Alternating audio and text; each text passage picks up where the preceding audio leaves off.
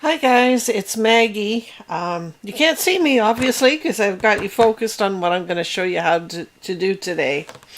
I'm going to show you how to make a diffuser bracelet with stretchy cord and gemstone beads and lava beads.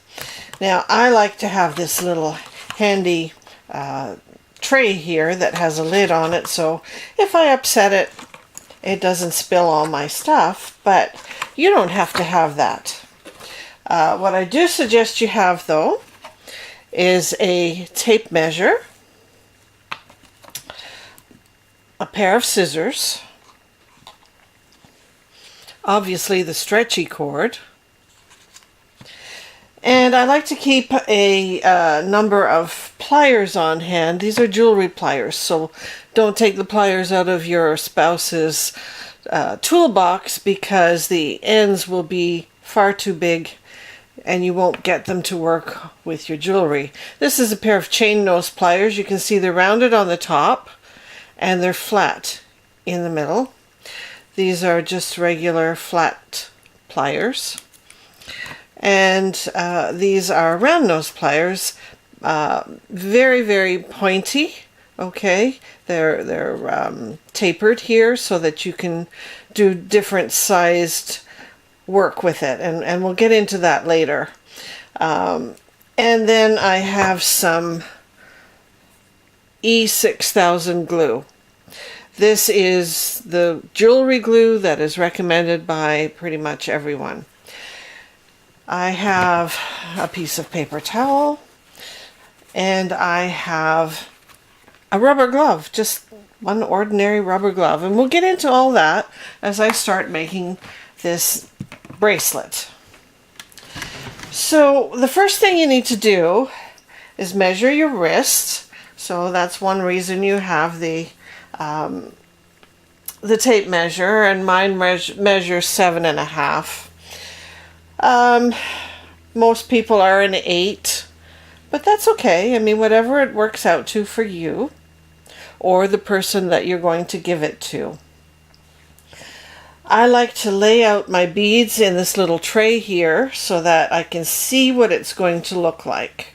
And I've decided to use little spacer beads in between the gemstones, and I have 3 lava beads here, one large one and 2 smaller ones, and I've laid this out again. Now you'll notice that this side has 1 extra spacer bead than this one, and that's because when we finish stringing the beads and bring them together, you don't want to interrupt the flow of design, so you'll have 1 spacer bead between each bead.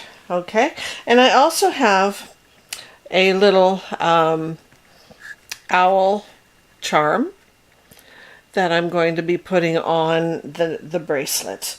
And I usually put it to one side or another of the center bead. So I'm just going to adjust this camera a little bit there. Hopefully I can get it there. And then one more thing we have is these jump rings.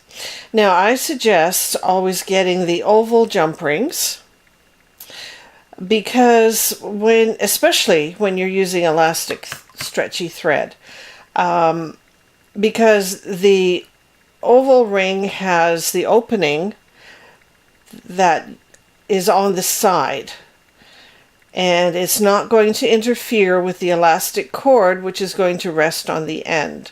Sometimes the opening here, when you close it again, it can be a little abrasive for your elastic. So, okay, let's get started. I like to measure off 12 inches of stretchy thread. So, I'm going to do that right now. 12 inches. And the reason I say 12 is because my fingers don't tie knots very well if they don't have a lot of space. Now, I am also going to do a second thread the same length. Why? Because I don't trust this skinny thread. You can buy it in different widths, but this is what I have. I don't trust this to hold up to repeated use. So I always do it double. If your holes are big enough in your beads, you can do a triple strand. But today we're going to do double because that's what I normally do. So I'm done with that thread. I'll just put it aside. Now, what I like to do is once I've got the thread cut, I will string one bead on there. And you really kind of have to look for the hole in these beads. This one happens to be a striped bead where the hole is on the side. So, okay, I've got it on there. Now I'm going to give it a little knot, and it'll have to be a double knot, but I'm not going to pull it real tight. What I want this bead for is to make sure that my other beads don't fall off when I'm threading them on.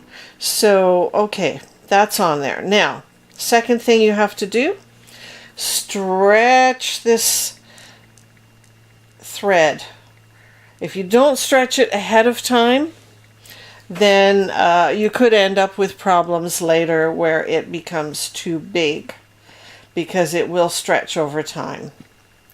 All right, so now one more thing before I start putting the beads on. I like to get my jump ring and my charm ready. So this jump ring here, I really don't need those pliers. This one's pretty pliable, but you do get others that are harder. So all you do, I'm going to zoom in a little more if it works without getting blurry. All you have to do, I usually do it with pliers, but this is thin. I just spread it this way. If you spread it this way, it's not going to go together well.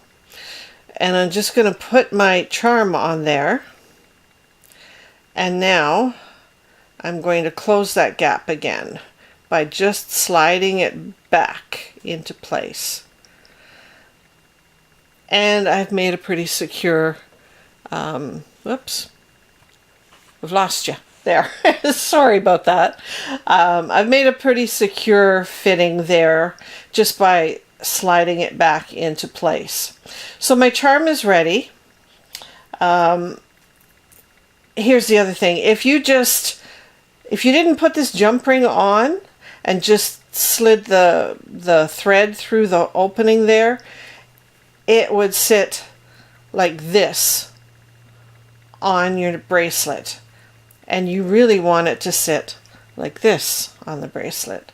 So now the thread can go through here and it will sit straight.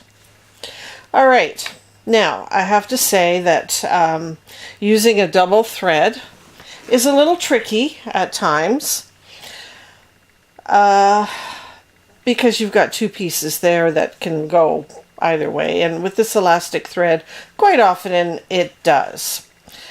If your holes are small, like these are fairly big holes. If your holes are small, then you might want to put the thread into what we call a big eye needle, and you can find those in Michael's or Joann's or Amazon. You can just look in the beading section and it should be there. And see, my threads are separating already. So what I'm going to do is just, whoops, put one through. This one doesn't want to go through. Oh, there it is. Pull it a little bit. And then, whoops, I dropped it. And then put the other one through. There's plenty of room in these beads, so I'm not worried that I can't get the second one through. Now, always make sure that you even out your thread. Okay? You don't want a loop of thread in between your beads. That would not be attractive at all, and it wouldn't fit right. So now I'm going to put the bead spacer in, and hopefully I can get both through at once. Yes, I did. So you can see it's got a bead and a spacer. And now I'm going to go to my next bead. I like to use gemstone beads because they have meaning for people. They look pretty. They're actual stones, and you know, you can get them in different sizes. So these are 8mm beads, by the way. And the spacers can be a lot smaller. As you can see, they're still going to show up. So I'm just going to continue going here until I get to the middle. It could take me a few minutes. I hope you don't mind, but if I don't do it right, then I'll end up with something that nobody's going to want, including myself. And I'll just have to take it all apart again, which, well, you can do, but best if you don't have to waste your time and efforts and your materials. Oh, this one's being obnoxious. It doesn't want to go through there. Of course, it doesn't help that my glasses are not the best. I have to keep adjusting them. Anyway, so there we are now. And what I try to do, I make it symmetrical so that, you know, I've got a small bead, I've got an aqua colored bead, I've got a white bead, I've got another aqua, this is another lava bead. It's just got a different pattern on it. So there we go. And I mean, you can get these spacers in different colors. You can get them in different shapes, different sizes. It's all a matter of preference. Sometimes it's a matter of, you know, what you can afford as well. I didn't go for gold as such. I got gold colored, and I believe these are brass. So, you know, you just have to search out on the different media, like Amazon or Michael's or Joann's, those kind of places. Or if you have a bead store, I really like some of the bead stores online because I don't have any close by me. They have better quality of things at the real bead stores. But, you know, it's all what you can afford and what you're willing to spend on your craft. I like to give these out to new members as a thank you gift. Maybe that's something you might want to do. Or you could have it as part of a raffle. You could have them at a table at a craft fair. All kinds of things. And you can make more than just bracelets with them. You can make necklaces. You can make earrings. And you can make rings too. So, you know, you can do all kinds of things with them. It's not just a bracelet thing. I don't like to really wear bracelets myself.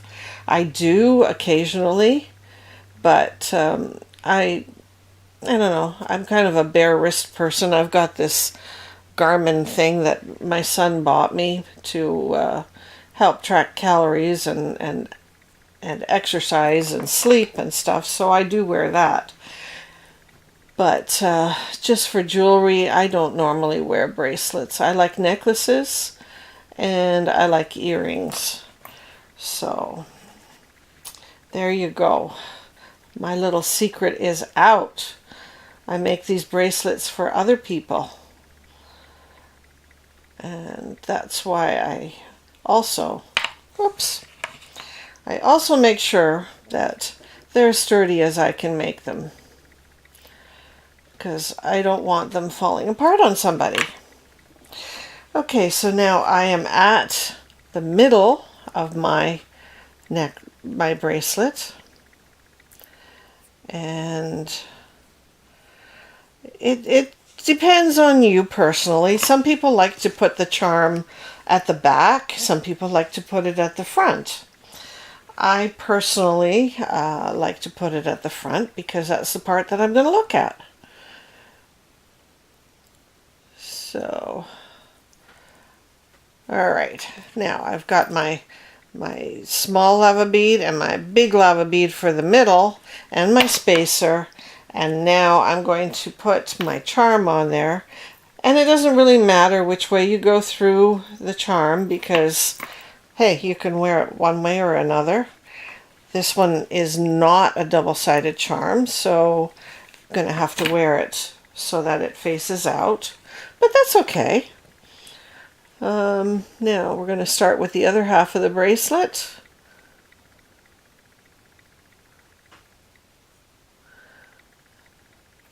Come on. You can go through there. I know you can. Well, it's going to take one at... Oops, didn't even take the one. Sometimes you really have to search for the hole too with these lava beads because it's got all these dips and crannies and you think, oh, there's the hole, and then you pick it up and you look through, it's like, no, it doesn't go all the way through. Let's look for another hole. So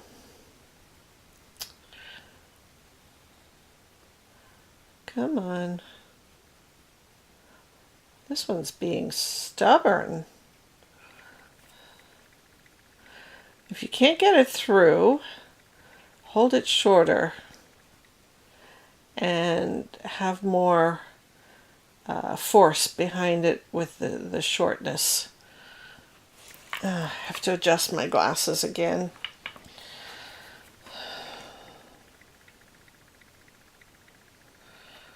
This hole seems to be smaller than the other one. There, got it through. Woohoo! I win. I like to win. Do you like to win? I like to win. Okay, so now we've got that. We need another spacer.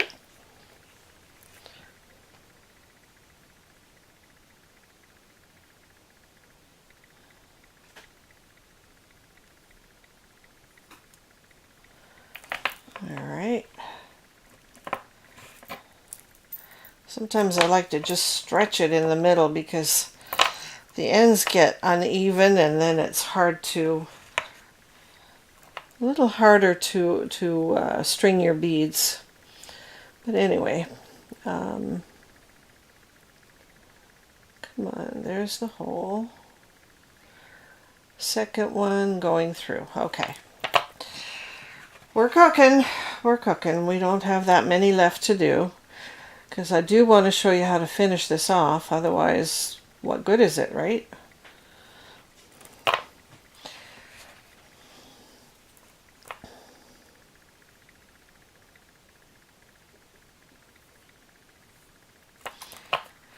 And you can decide, you don't have to have a spacer between every bead either. You could put a spacer every 2 or 3 beads. You could put metal beads in between. There are all kinds of options for you, depending on the look that you're going for.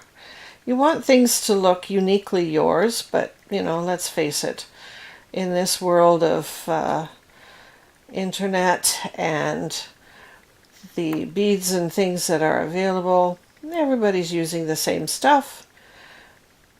Somebody could come up with a design similar to yours, but it won't be exactly the same.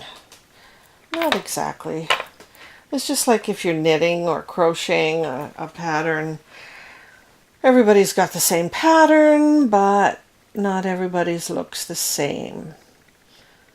So We're going for some uniqueness. We're going for something that can actually be used. It has a purpose other than just looking good on your wrist. And yeah, here we go. We're getting there. Just a few more to go.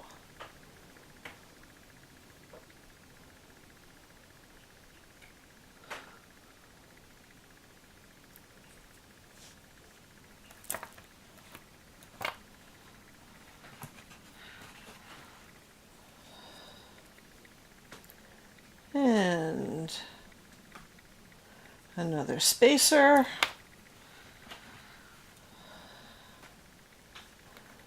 Another white bead. These are howlite beads, by the way.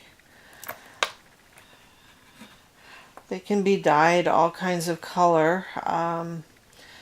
Just as a piece of information, don't get fooled when somebody says, "Oh, it's turquoise bead." Sometimes they're only referring to the color, okay? I want a shiny bead. Sometimes they're just referring to the color. You want to really look at it and make sure it's not something like howlite that's been dyed. If you're paying a premium price for turquoise beads, you want to make sure that they are actually real natural turquoise. They could be treated. Sometimes they have a treatment on them to stabilize them, or they could be totally natural. Okay, so now I have completed stringing this, and now you'll see how easily this bead can be taken off. Elastic does not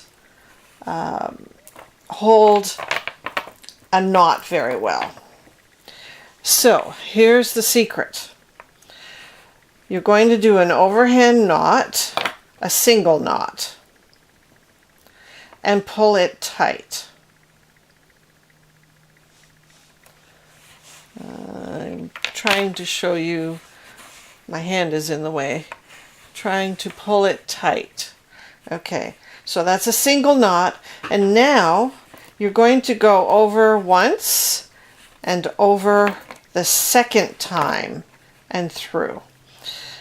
And that is going to get pulled tight against the other knot. Now that's what you call a surgeon's knot.